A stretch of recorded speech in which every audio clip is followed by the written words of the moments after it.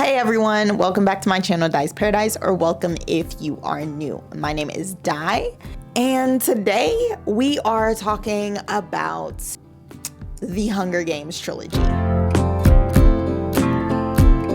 Just a disclaimer before we continue. Today we're going to be talking about some heavy themes. Also, if you have not read any of the Hunger Games, don't watch this video because there's going to be spoilers and all right. I don't think Suzanne Collins wrote a dystopian novel. I think Suzanne Collins wrote an ode, an homage, if you will, to all of the children in the world who have experienced extreme poverty and starvation in their life. The reason I think this is because as a teacher, I go through mandatory reporter training every single year. It is mandatory that we do this, right? And the thing that I recognized most in Suzanne Collins' trilogy was the fact that pieces of that training kept popping up in this series. When I tell you, she does a wonderful job of honing in on the decisions that people who live in a state of scarcity might make. She does a really good job at exemplifying the short-sightedness that a lot of people might have when they are constantly in a state of lack or scarcity. I'm sorry, like, we can talk about the politics of the Capitol. Actually, when I read this book, I can't even think of the politics of the Capitol. I can think of the excess of the Capitol.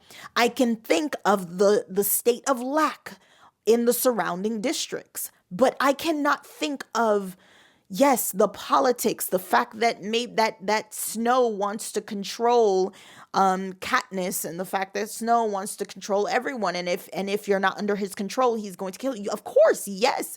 But the thing that drives every decision that Snow makes is his knowledge that the way that you get to control people is by making sure that you're the only way that they get food. Hello? Control their food supply, you control the people.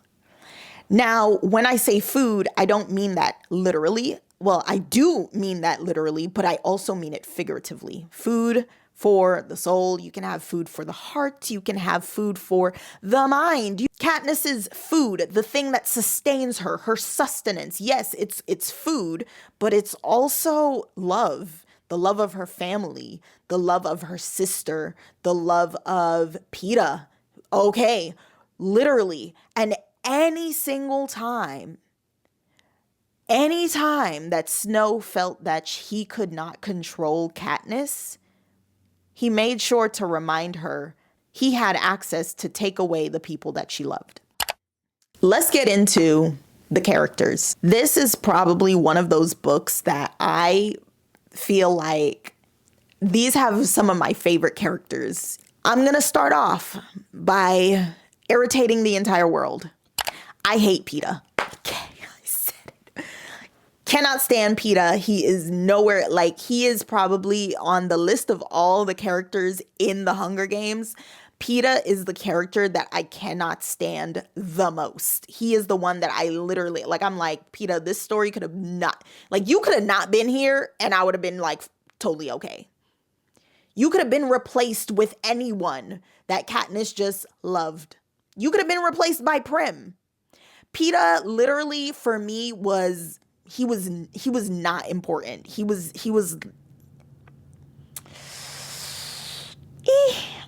a plot driver. Okay. I said it. I said what I said. Moving on. Okay, baby. Moving on. Let's talk about Gale. So while I was reading this trilogy, I had a friend who she hates Gale. She hates Gale, and she mentioned that the reason why she hates Gale is specifically because of the fact that in Mockingjay, again, this is a spoiler, so in Mockingjay, pretty much Gale's Gale helped create the weapon that ends up killing Prim. So she hates Gale. Okay. I love Gale. I love Gale as a character. Now, if Gale was a real life human being, I mean, I don't know, like, you know, that's not what I'm talking about. I'm talking about him as a character. I feel like he was well written. I feel like Suzanne Collins really, like, she dug her hands into Gale and truly molded a human character out of him. Gale is passionate about the revolution. He knows what he wants. He knows he wants his freedom. There's no point in being in love with Katniss if he can't be in love with her free. He knows that. Gale literally knows that he cannot think about love with Katniss unless he is a free man. That's why Gale's like, let's run away, right?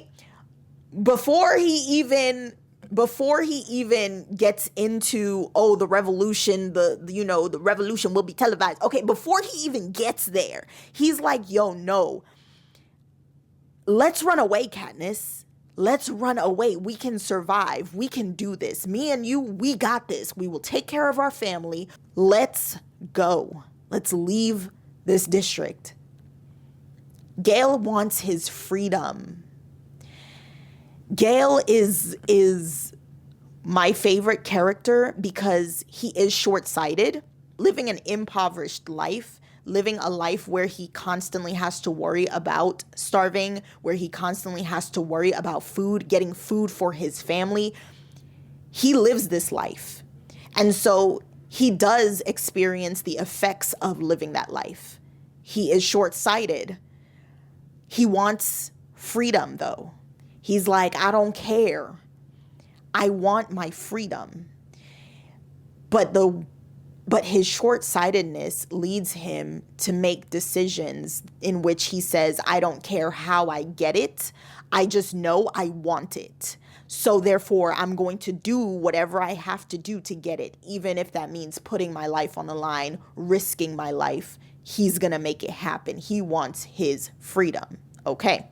That is one of the reasons why I love Gale so much, is because Gale's type of short-sightedness is the type of short-sightedness that says, give me liberty or give me death. Literally, Gale's type of short-sightedness is like, yeah, no, if I'm not free, then none of this means anything. I understand Gale even to the point where the concept of making mistakes, and yes, he makes the mistake of, again, his short-sightedness. So he goes and he creates the parachutes and everything without thinking about the consequences of those parachute bombs and what that might lead to and how they might be used. So yes, short-sighted, but the point is, right, is that fits exactly who he is. That is why I really like him, because literally Suzanne Collins does this amazing job of humanizing the crap out of this character. Gale is one of the most humanized characters in this series. Next up, her mom. Katniss's mother is my second favorite character in this whole book. She barely has any lines. She barely talks. We barely hear anything about her. But Katniss's mother, baby girl, oh my gosh, like who she is literally this woman who, she does care about her children. She loves her children. She loves her family. But the creation of Katniss's mother is, Suzanne Collins, by creating Katniss's mother, puts the question in your mind, what do you do when your parent is not perfect? What do you do? Oh, a lot of times I feel like we as human beings tend to deify our parents. We tend to kind of put them up there in ranks, make them like these perfect human beings, like, oh, my mom, my dad would never. And There's also the flip to that, because yes, a lot of times we do that, but there's also the flip to that. Once they let us down, once we realize how imperfect they are, there's the flip side. A lot of times people never forgive their parents, okay?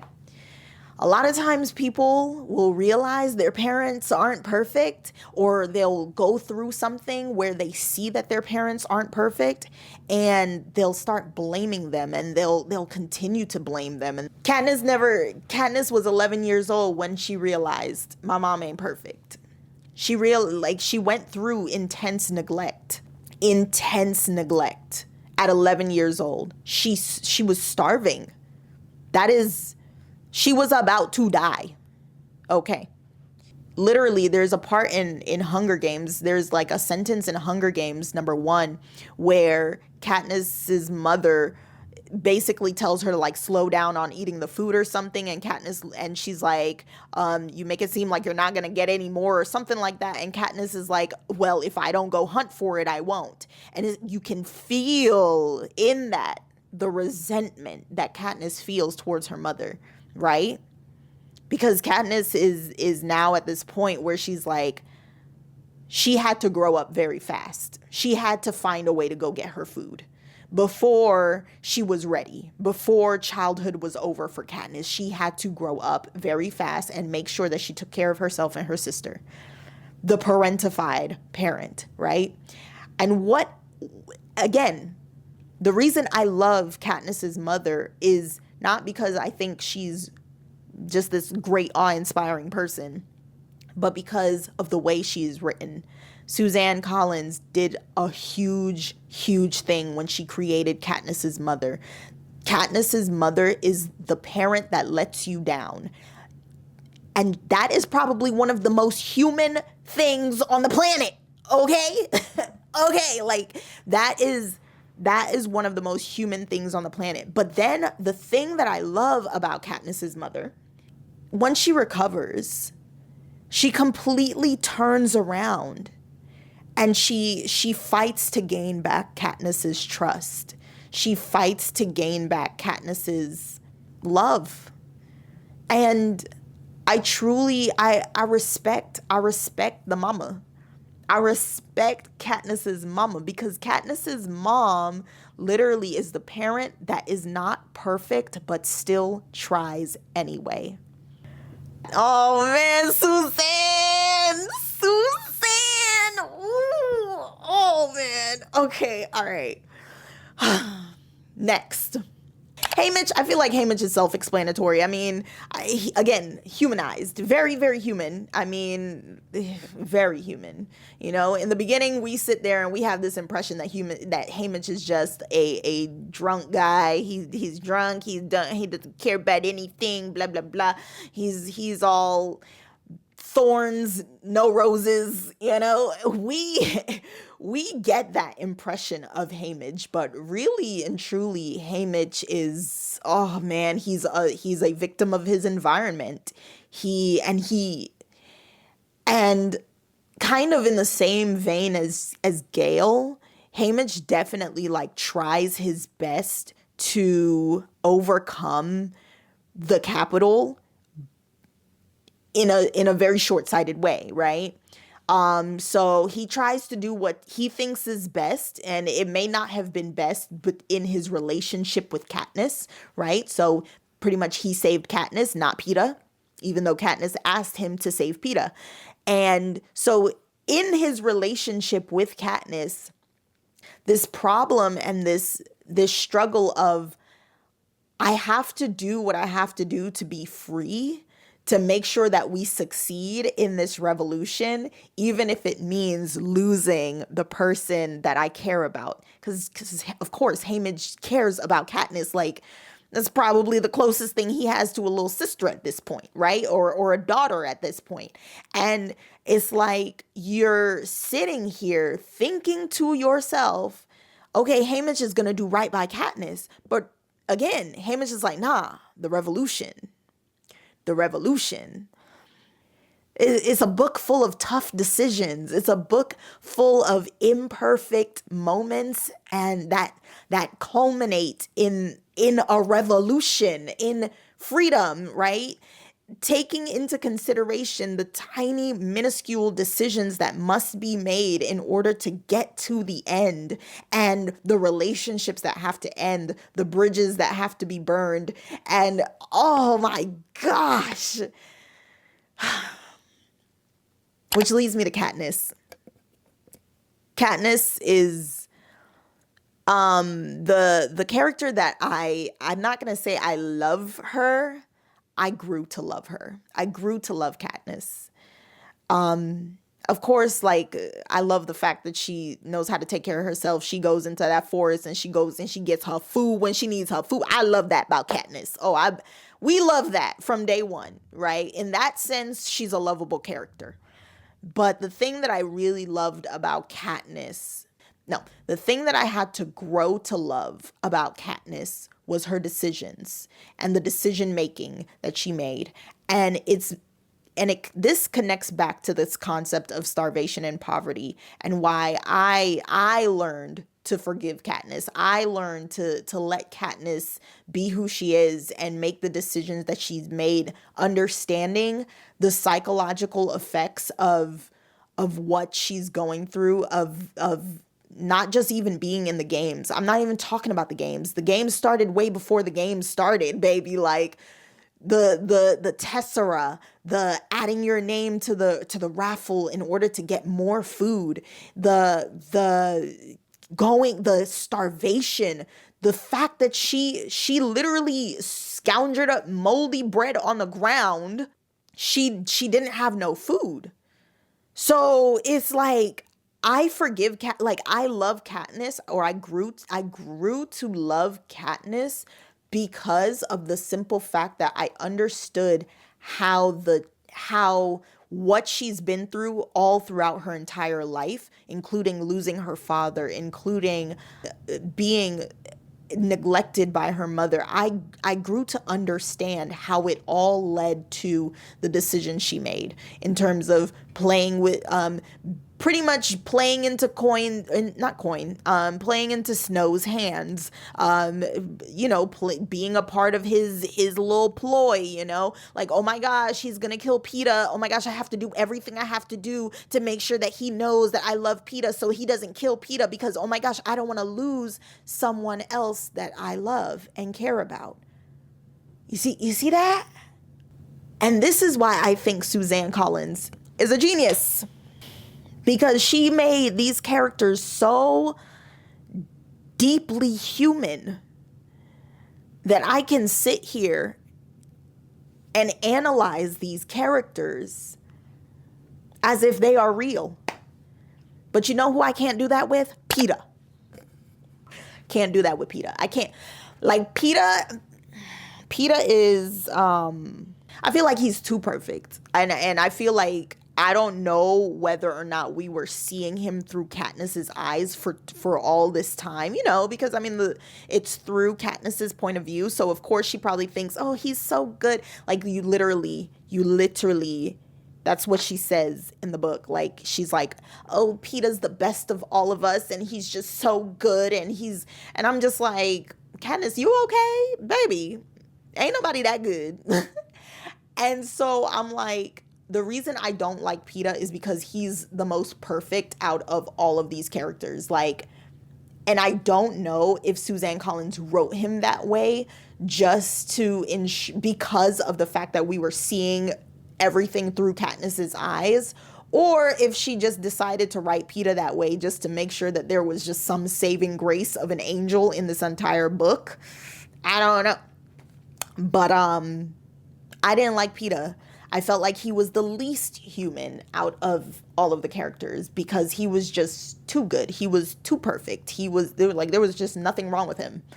Like, of course, after the Capitol got him and did their stuff and did their torturing and everything, like, yes, he turns malevolent and he turns violent towards Katniss, but that's not Peeta. That's something that the Capitol did to Peeta. And then he was able to, like, come out of it. Because he's just the best of us all. I mean, come on, guys, like, seriously. Like, do you see I don't, like, Peeta's my least favorite character. I literally feel like Peeta is just the most morally not great character on the planet. And it's for that specific reason that I don't like Peeta. I love all of the other characters because they had to make tough decisions. Peeta always knew where his moral compass pointed. Always knew.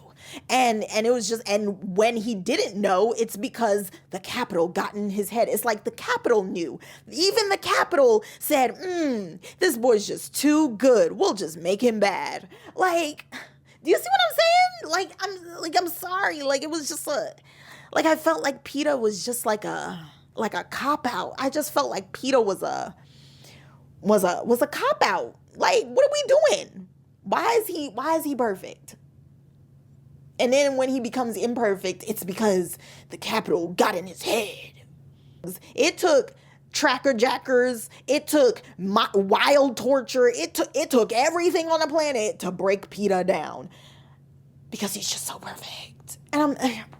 And of course, he's able to recover. I don't know. Like, of course, he didn't recover all the way, but I never liked Peeta. I'm sorry. All opinions are my own. All opinions are my own. If you do not agree with my opinion, hey, baby, that's fine. That's fine. Which leads me, I don't know, to the love triangle. So the love triangle between Katniss and Peeta and Gale. At the end of the day, I feel like Peeta, Suzanne Collins made him the easy choice. Which is another reason I don't like love triangles. Like, it always goes like that. It always works out like that in these love triangles. It's like you have the imperfect person, you have the almost perfect person, and then you have Mr. Perfect. And so it's just this weird little mix-up because it's like, of course you're going to choose Mr. Perfect. Why wouldn't you? Why wouldn't I choose Peeta over Gale? He's perfect. I feel like with love triangles, authors make the choice too easy, and I don't like that. Like, I want them to make it as hard as real life. Like, make it as difficult as real life. Like, in real life, you have all imperfect people, and you gotta choose. Like, oh my gosh, who do you choose? And why do you choose that? And how do you come to terms with the fact that this one has cons, this one has cons, this one has pros, this one has pros, but you got to live with this cons, and you have to think about the pros that you lost. That's a real love triangle. That's a real love triangle. But instead, again, we get this perfect person. The only thing that's imperfect about him is that he struggles for the rest of his life with tracker jacker, with the urge to kill Katniss. It's not funny, but it's just like, baby.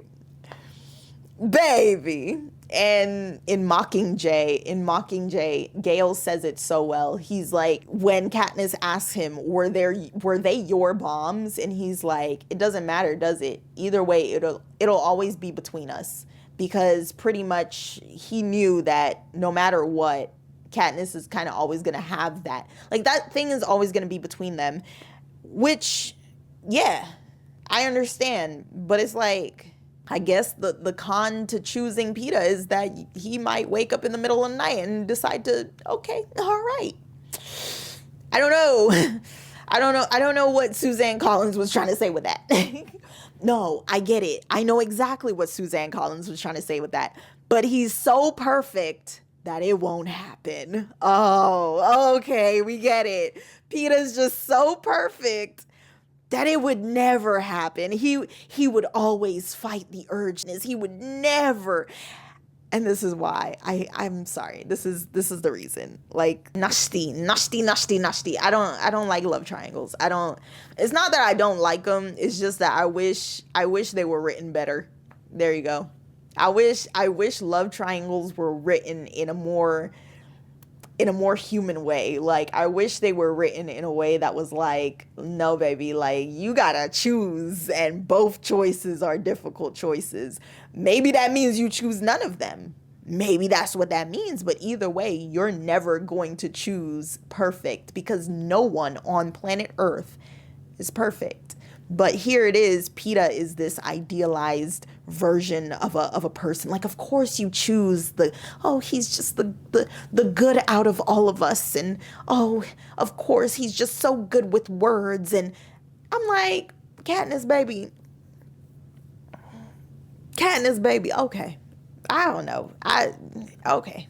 To each their own. I don't judge her. Like, that's the one that pretty much put food in her stomach. I get it. I get it. I get it, Katniss. All right, guys. That is the end of my Hunger Games trilogy rant.